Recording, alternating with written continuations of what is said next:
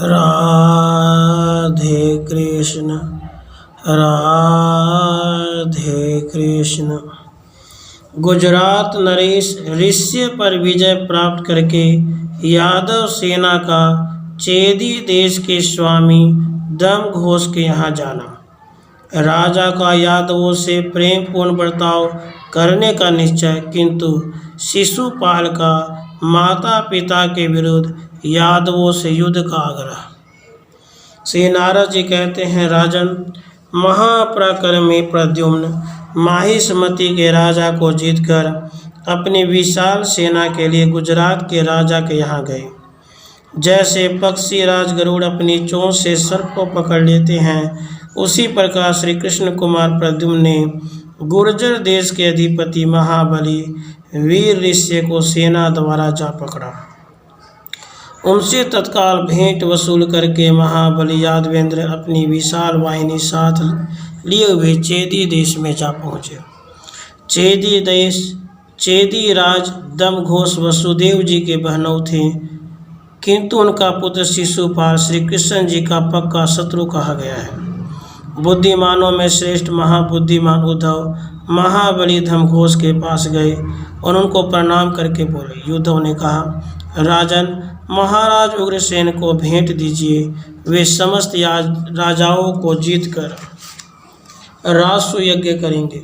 श्री नारद जी कहते हैं, मिथिलेश्वर, उद्धव जी का यह वचन सुनकर दमघोष के दुष्ट पुत्र शिशुपाल के ओष्ठ फड़कने लगे। वह अत्यंत कुपित हो राजसभा में तुरंत इस प्रकार कहा। शिशुपाल ने कहा, अहो, काल की गति दुर्लंघ है, यह संसार कैसा विचित्र है। काल आत्मा विधाता के प्राजपत्य पर भी कल यह विवाद खड़ा हो गया है, अर्थात लोक विधाता ब्रह्मा और घट निर्माता कुंभकार में झगड़ा हो रहा है कि प्रजापति कौन है। कहाँ मूर्ख, कहाँ राजहंस और कहाँ कौवा, कहाँ पंडित और कहाँ मूर्ख। जो सेवक है वे चक्रवर्ती राजा को अपने स्वामी को जीतने की इच्छा रखते हैं। राजा याति के हिसाब से यदुवंशी राज्य पद से भ्रष्ट हो चुके हैं, किंतु वे छोटा सा राज्य पाकर उसी तरह इतरा उठे हैं जैसे छोटी नदियाँ थोड़ा सा जल पाकर उमड़ने लगती हैं, उच्छलित होने लगती हैं। जो हीन वंश का होकर राजा हो जाता है, जो मूर्ख का बेटा होकर पंडित हो जाता है, अथवा जो सदा का निर्धन कभी धन पा जाता है, वह घमंड से भरकर सारे जगत को तीनवत मानने लगता है। उग्रसेन कितने दिनों से राज पदवी को प्राप्त हुआ है।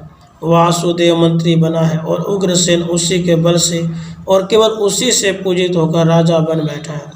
उसके मंत्री वासुदेव ने जरासंध के भय से भागकर अपनी पूरी मथुरा को छोड़कर समुद्र की शरण ली है। वह पहले नंद नामक अहीर का भी बेटा कहा जाता था, उसी को वसुदेव लाज हया छोड़कर अपना पुत्र मानने लगे हैं।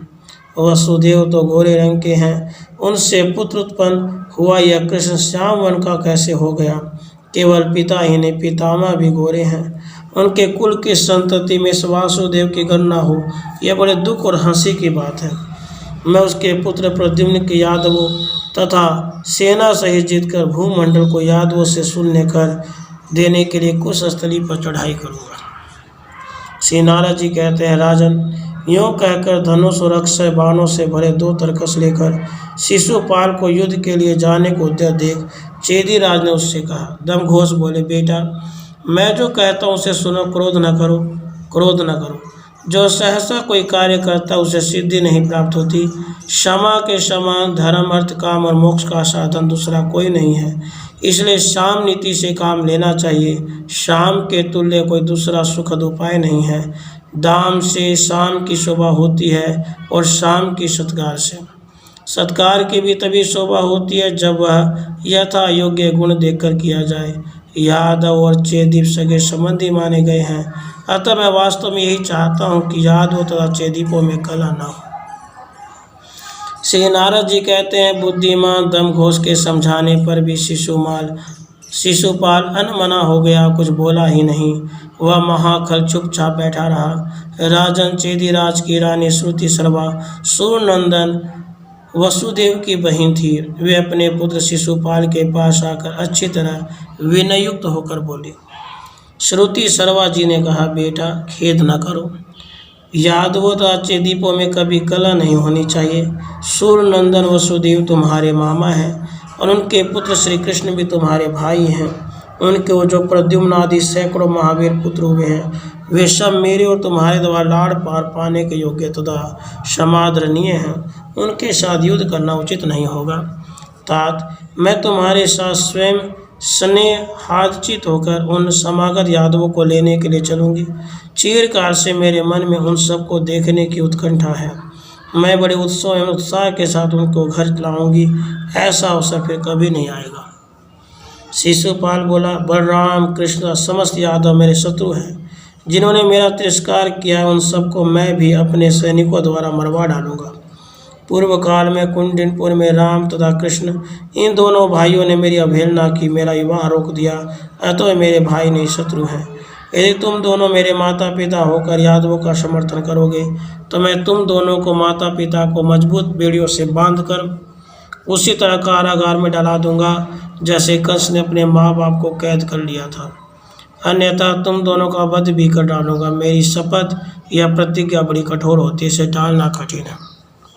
श्री नारद जी कहते हैं, शिशुपाल की कड़वी बातें सुनकर चेदीराज चुप हो गए।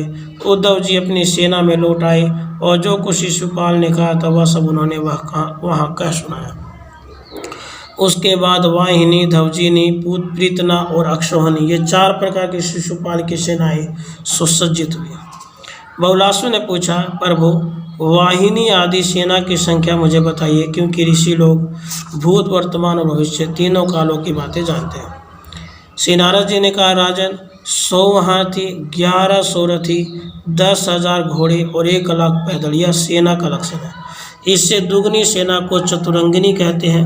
400 हाथी, 10,000 रथ, 4 लाख घोड़े, 1 करोड़ पैदल, इतने सैनिक लोहे का कवच पहने और शक्तिशाली बल वाहनों से संपन्न अस्त्र के ज्ञाता शूरवीर जिस सेना में विद्वानों ने वाहिनी कहा है। वाहिनी से दुगनी सेना को धवजिनी नाम दिया गया है। धवजिनी से दुगनी सेना को विद्वानों ने प्रीतना कहा है। प्रीतना से दुगनी सेना अक्षौहिणी कही गई है। जो साहसी वीर है उसे सूर कहा गया है। जो 100 शूरवीरों की रक्षा करता उसे सामंत कहते हैं।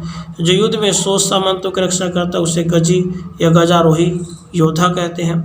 जो समरांगन में सारथी और अश्वों सहित रथ की रक्षा करता है वो रथी कहा गया है। जो अपने बाणों से सेना की रक्षा करता है उसे महारथी कहते हैं। जो अपनी सेना की रक्षा और शत्रुओं का संहार करते हुए रण क्षेत्र में अक्षौहिणी सेना के साथ युद्ध कर सके उसे सदा अतिरथी माना गया है। इस प्रकार श्री कृष्ण संहिता में विश्वजित खंड के अंतर्गत श्रीनाथ बहुलास संवाद में गुर्जर और चेदी देश में गमन नामक 7वां अध्याय पूरा हुआ। राधे कृष्ण।